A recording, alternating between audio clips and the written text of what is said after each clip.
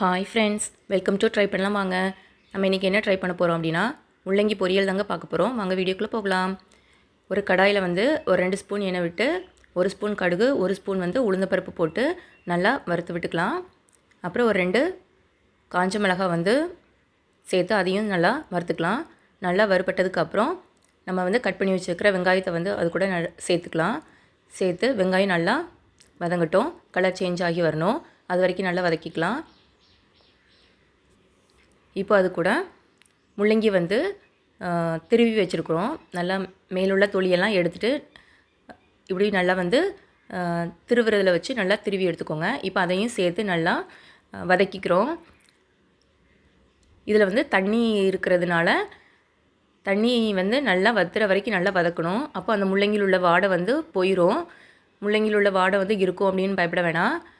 அது சுத்தமாகவே போயிடும். அந்த அளவுக்கு நீங்கள் நல்லா வதக்கி எடுத்துக்கோங்க. கொஞ்சமாக பொரியலுக்கு தேவையான அளவு உப்பு சேர்த்து வதக்குங்க. முள்ளங்கி நல்லா வதங்கி வரணும். இப்போது முள்ளங்கி நல்லா வதங்கிருச்சு.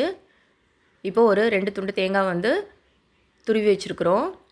அதையும் சேர்த்து நல்லா கிளறி விட்டுக்கலாம். ஒரு நிமிஷம் கிளறுங்க போதும். அவ்வளோதாங்க முள்ளங்கி பொரியல். நீங்களும் உங்கள் வீட்டில் ட்ரை பண்ணி பாருங்கள். ட்ரை பண்ணி பார்த்துட்டு எப்படி இருந்ததுன்னு கமெண்ட் பண்ணுங்கள். நிஜமாவே ரொம்ப சூப்பராக இருக்கும். ஸோ இந்த வீடியோ உங்களுக்கு பிடிச்சிருந்தனா லைக் பண்ணுங்கள், ஷேர் பண்ணுங்கள், சப்ஸ்கிரைப் பண்ணுங்கள். தேங்க்ஸ் ஃபார் வாட்சிங் திஸ் வீடியோ.